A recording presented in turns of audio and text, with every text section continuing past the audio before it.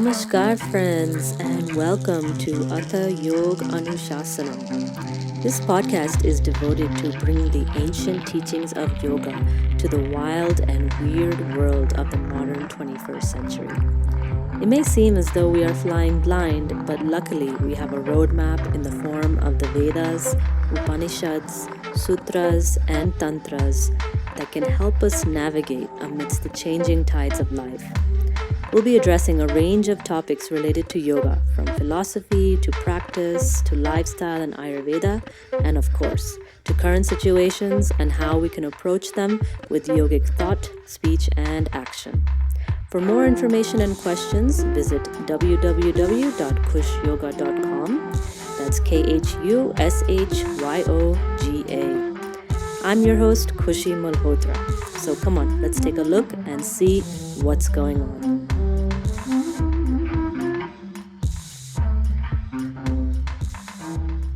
Namaste, namaste, namaste, friends. How are you? Are you well? Hope so. If you're not well, maybe after listening to this podcast, you gain a little bit more energy and enthusiasm to keep walking the path of yoga. I'm Khushi Malhotra, and I'm so excited to share with you the first episode of Atha Yogānuśāsanam. Now, this podcast was born because, I needed to re-infuse my teaching once again with a new fire and purpose and come back to the original source for why I teach, and that is to spread the wisdom and message of the sages of the Himalayas, the sages and saints and yogis of all traditions. That's my heart, and that's really what I want to share with you.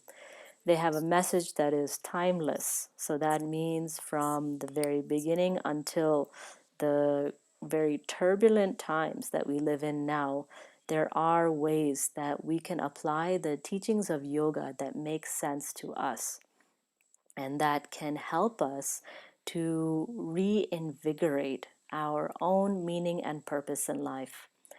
It's not a new age concept, it's actually an old age concept, been around for quite a while. So let's just take a while and time to dissect and look into what really is yoga, when it is in its most saturated, pure, pristine form. Of course, what we see in the West and more modern day era of yoga is a very watered down or whitewashed version of yoga. And, people say that's the evolution of yoga, perhaps, but doesn't mean that we cannot be stewards and caretakers of making sure that it is really reaching to its maximum potential. So, that's my little soapbox. And today, really wanted to just start with the topic at hand, the topic of the podcast itself, Atha Yogānuśāsanam. Now, Atha, according to Patanjali. So if you guys don't know who Patanjali is, then maybe you should get a little bit familiar, right? And here I am to familiarize you. Patanjali is one of the sages of the yoga tradition who isn't responsible for birthing yoga or creating yoga, but just for putting it together in a nice little, how do you say, cliff notes? The cliff notes of yoga regarding how to practice, why we practice, and how to really start from the first step to the final goal. Final goal is kaivalya, or liberation. And the first step, with the many first steps, but one of the first steps, basic ethical or moral foundation for life. Now, this Atha Yogānuśāsanam, right? The first very sutra of Patanjali's Yoga Sutras. And by the way, do you know the story of Patanjali? Quite fascinating. So, Patanjali. Pata means a leaf that falls from the sky, right? And Anjali is this prayer, this devotion. So it's the falling wisdom, right? It's falling from the from the heavens, the wisdom of yoga to be shared with the utmost devotion, care, and compassion for all of humanity. And Patanjali is the incarnation of this being and said that he is half naga, half snake, and half human. Patanjali also, in some schools of thought, his name was Tapanjali. Tapas, as you may or may not know, is the fire heat that we get from doing our austerities. So the fiery heat of austerity passed down through sage after sage, how these masters, these yogis come again and again to deliver the message of yoga in new and profound ways. So no one message, of course. The teachings of yoga are vast and profound and can be applicable according to our specific mind, time, and space. So this is why they still breathe on, still live on, and we are still practicing yoga. How lucky are we, right? So, Atha. Again, Atha, it means now. So every time we start again, it's an Atha moment. It's a moment of now. Now begins the practice. Now begins the practice. Now begins the practice, the discipline, Anushāsanam of yoga, right? So the indication of Atha, the very first word of the Yoga Sutras, is really a testament that the practice begins every second again and again and again, and that we have to recommit ourselves to yoga each and every time. It's not that, okay, yeah, I stepped into my first yoga class and that's when I became a practitioner. No, you become a practitioner in each and every breath. You start with this Zen mind, beginner's mind, each and every time, each and every time. So Patanjali didn't, just choose words lightly. He really was very specific. So sutras are threads that weave topics together and weave words together in a complete way. So if you've studied Sanskrit, you know Sanskrit, that nothing is left by chance, right? There are no extraneous words, that everything is very precise. So the Atha is a call to action, right? Come on, all practitioners, it's a call to action for you to wake up. It's time to wake up, to move towards the practice of yoga. Whatever you've done in your life before this Atha, before this very moment, before this now, whatever was done in the past is now gone. That person, that you, does not exist anymore. The you that does exist now is the Yoga Anushāsanam, the one who is starting this discipline of yoga.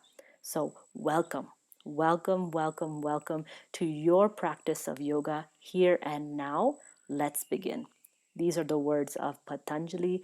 This is his invocation, his prayer for you, and also his encouragement, right? The first few words, very encouraging, right? It's like when you're on the battlefield and the general and the call for war and everyone goes, yeah, this is what it is. This is that yeah moment, ready to go, ready to be enthusiastic and motivated until we're not and we lose our energy and motivation.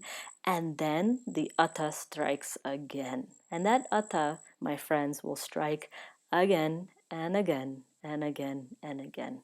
So this is the beauty in how we create immense shraddha or faith on the path, because the Atha is always there, always there to lift us up and help us take that step, that very first step, once again, right?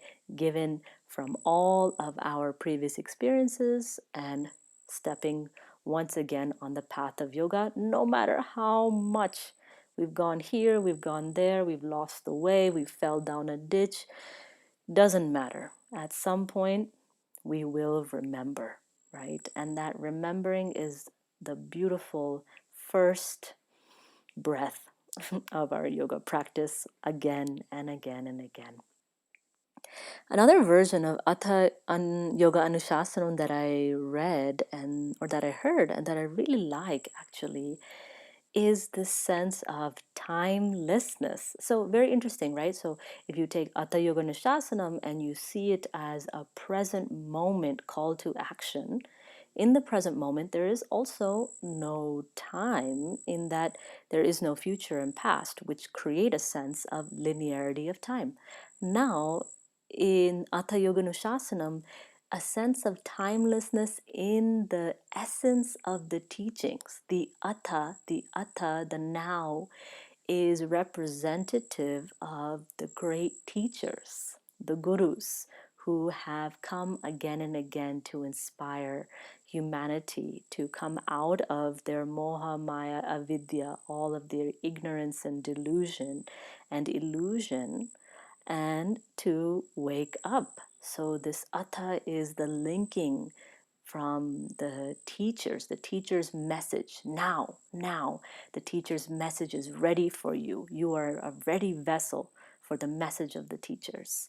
And yoga, so Atha, yog, the verb to unite, to link, to bridge, right? The yog is happening between the teacher, yog, Anushāsanam.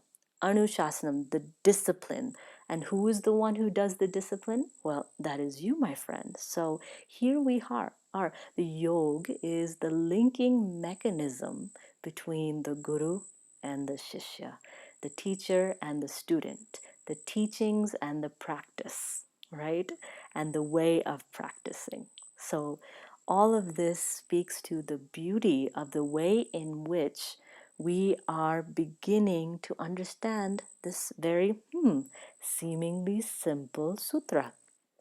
One of my teachers always said that it's important that maybe we don't read too many commentaries on the sutras. We just learn what each and every word means, and we contemplate and meditate on Atha Yog Anushāsanam.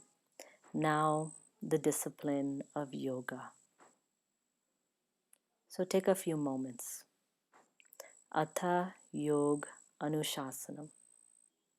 Now, the discipline of yoga.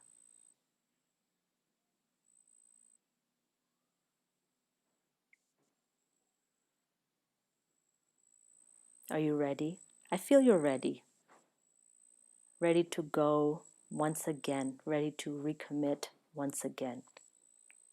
And like I said, this podcast was my recommitment, was my understanding of my own buddhi or wisdom telling me that it's time to share proper information. It's time to share with others instead of getting lost in this cacophony of social media, right? There's endless amount of teachers and teachings, but most of what we find is that it is enhancing of one's own ego, right?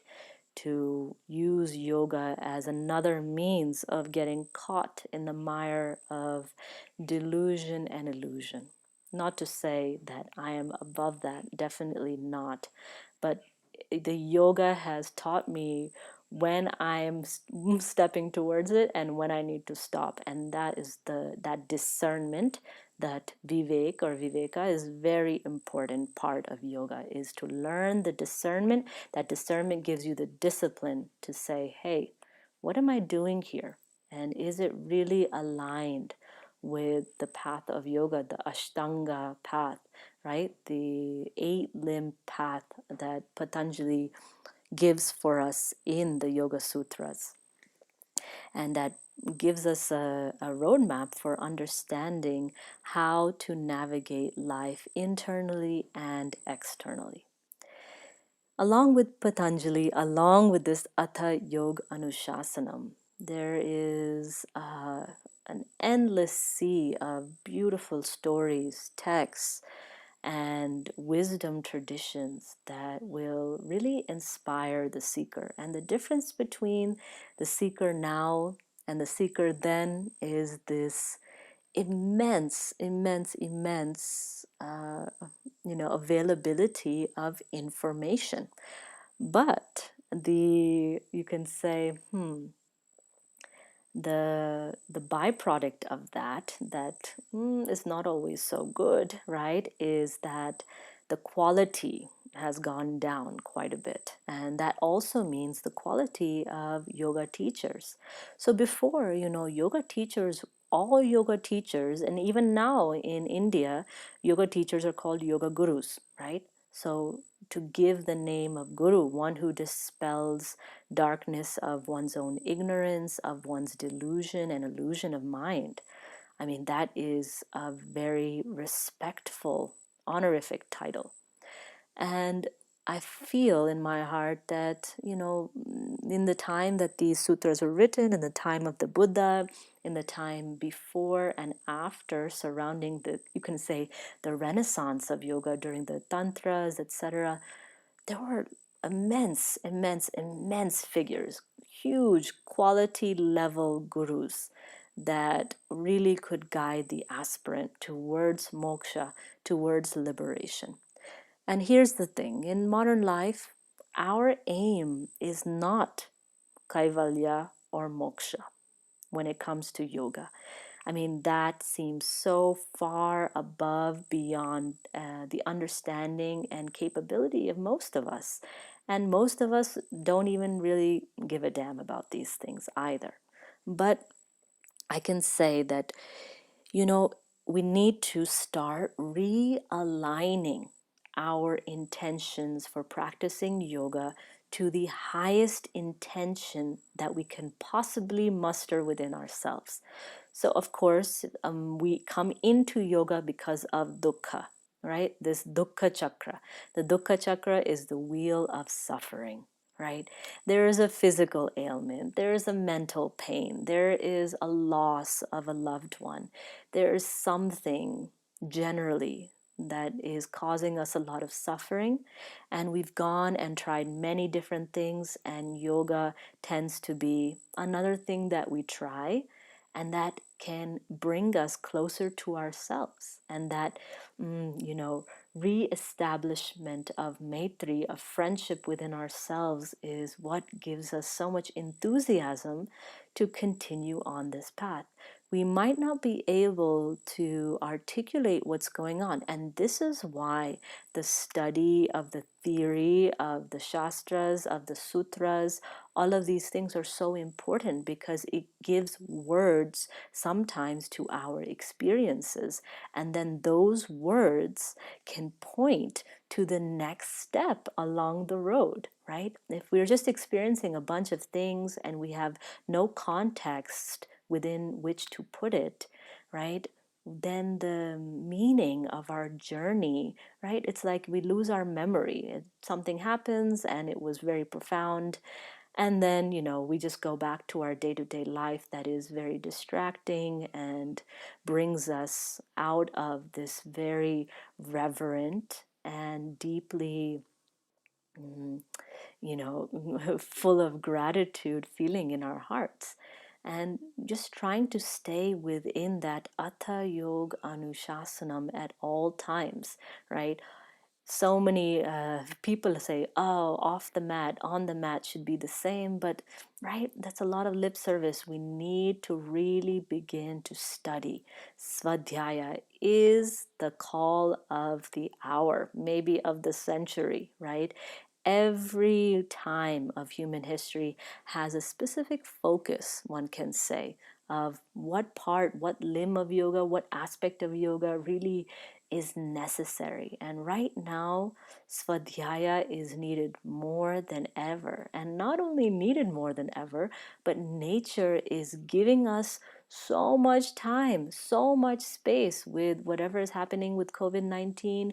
with whatever is happening in the world today, there is a pause button. No more going here, no more going there, no more distracting through our senses. So nature says, here you go, humanity, a forced pratyahara, a forced withdrawing of your senses so that you can do this svadhyaya practice, so that you can study and contemplate yourself, study and contemplate these ancient teachings that can relate to giving your life a new breath and purpose, and for recommitting yourself to that atha in this moment, right? So, just a call to action.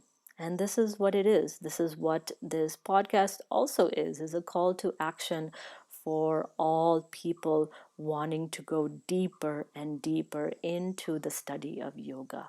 It's no longer enough for you to do asana, okay?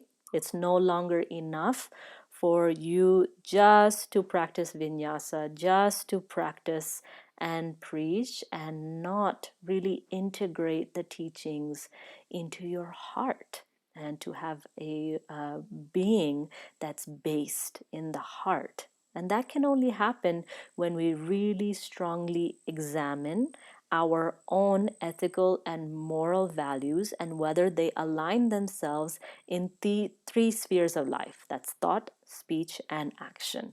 If there's a seamless flow of energy between our thought, speech, and action in all of our ethical frameworks and all of the things that we find value in this world, some of them universal, some of them personal, then we can say that we are fit, right? If we are not practicing these things in a way in which we can really contemplate and see whether or not our ethics are matching up with our behavior, then how can we actually be fit to practice asana, which is purifying our organs, body, mind, circulation system, right? Because all of these are subject to, at the mercy of, the negative effects of us not following through, not being of in a truthful nature and not living in integrity. So it's very important that we move towards a direction of examining the very first steps, the yama and niyama of the yoga, the Arya Ashtanga Marg, the eightfold path, right? This noble path that we all have signed on to, right? As, hey, we are yoga practitioners, so we are doing this. There's no way that you practice yoga and you do not practice the eightfold path, the 8 limbs of yoga. So if you say you're practicing yoga and you don't practice yama and niyama, then I would have to contest and say maybe you just practice asana.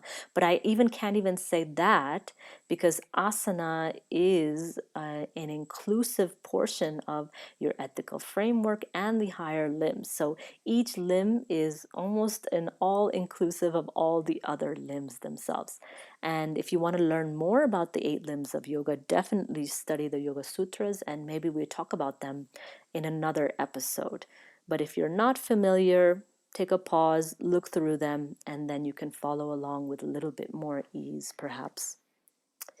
So it's very necessary, like I was saying, this ethical framework, and then moving on towards how we treat our body and mind, right? If you see, our values dictate the way in which we practice. And the way in which we practice dictates the way in which our breath lives in our body.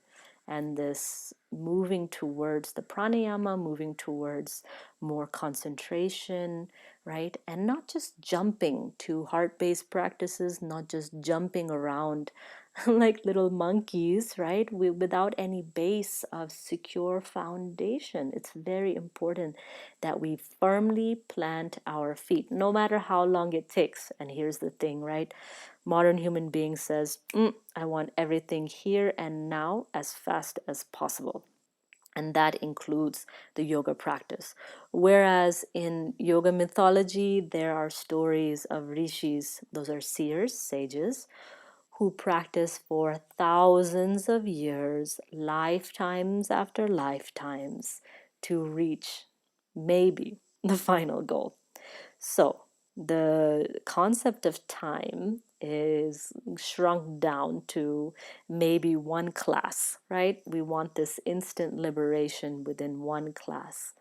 And this is translating to how impatient we are with every aspect of our own selves, our own self critical nature, how much negativity we have in our minds, and how much our minds are enemies, right? There is a battlefield, a Kurukshetra within ourselves, always going on, right, between these forces, and how we cannot even be patient with our own process, our own weaknesses that are learning points, right? Though those weaknesses are there to have us practice svadhyaya more and more and more, this self study, this introspection.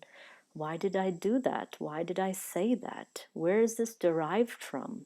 Where did I learn this habit? How can I undo this harm that I'm causing myself and others? Right?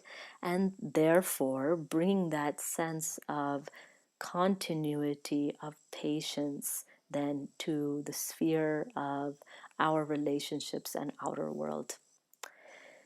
So many people say, oh, these yogis, like, we're not going to go meditate in some cave in the Himalaya. And by the way, I'm speaking to you from the Himalayas, not in a cave, but, it's kind of my cave for sure.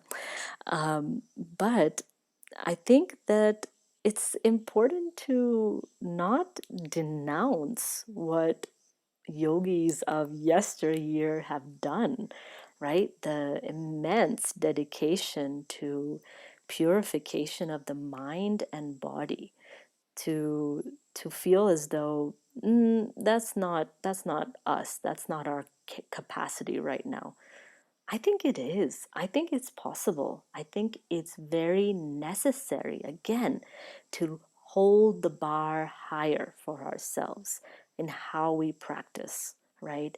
And because what we find, and what I find especially as a teacher, as a trainer, as a mentor, is that so many people are really still practicing very surface level of the yoga practice because honestly they're stuck on the rewind of asana all the time and not committing themselves to deeper meditative practices.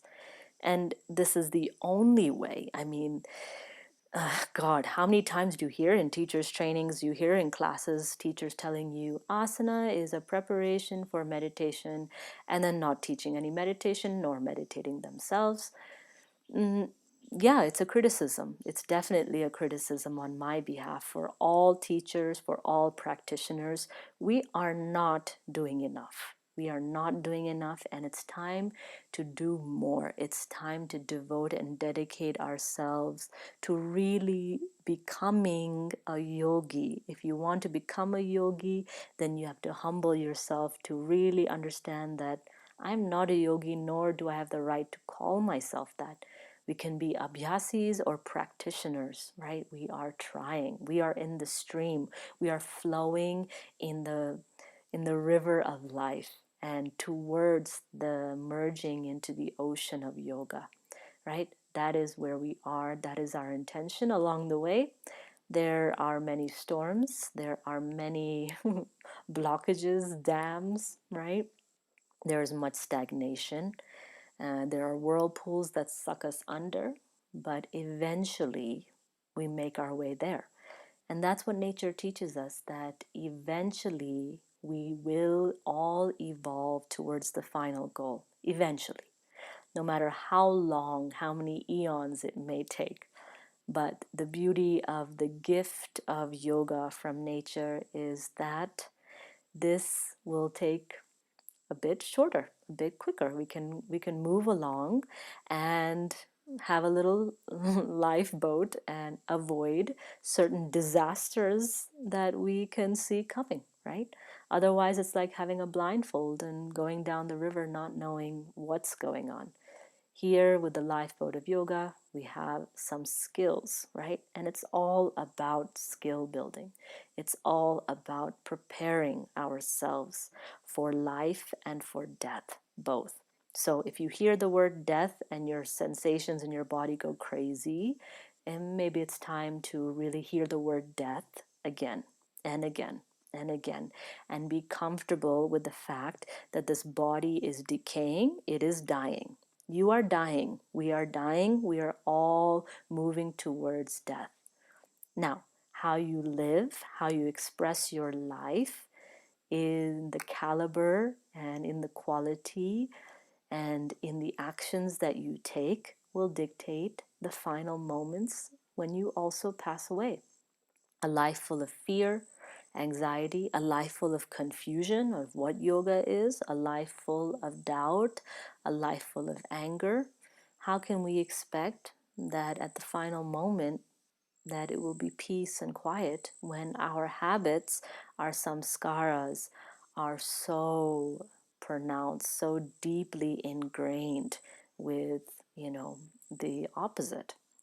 So it's very important that our svadhyaya is also rooted in the svadhyaya of death itself, of understanding that all that arises passes away. And I think as modern practitioners, and especially for my friends practicing in the West, the obsession with, the body image, the obsession with the youth, the obsession with staying young and shunning the old, the obsession with not respecting ancient traditions, to take a look and really step back and see what it is that we are passing on to future generations. What are we giving them? What is their inheritance from us? And what inheritance did we receive from our parents, from our ancestors? Who are our ancestors? For me, growing up a lot in America, I can say that, wow, so much of our ancestral knowledge is lost because of the complications and confusions of identity, assimilation, diaspora. So much has made many first generation, second generation turn their face away from the roots of ancient knowledge and the knowledge within the earth itself. The indigenous knowledge was killed and bludgeoned and forced out, that those coming into the land couldn't even learn from the indigenous people. And I'm grateful now that more and more voices are being heard and more teachings are being spread.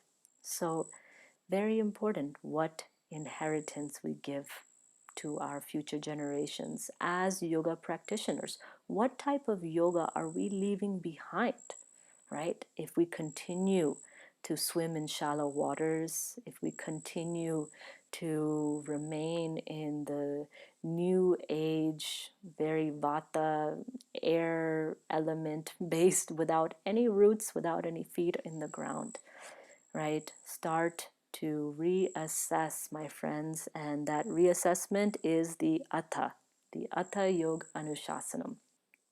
It's the discipline that we take to ask the hard questions and to find the even more difficult answers that may not arise right away, might take some time. And to do this, we need a lot of energy, a lot of enthusiasm. And this is where the physical practices help us with creating a strong body, pranic field. And the mental practices help us with concentrating the mind. And our ethical foundation helps us with creating a balanced individual that operates in a societal sphere. So yoga is not just for those mountain cave dwellers, but also for all beings across time, from the very beginning until who knows how far into the future. But all those times collide into Atha Yogānuśāsanam.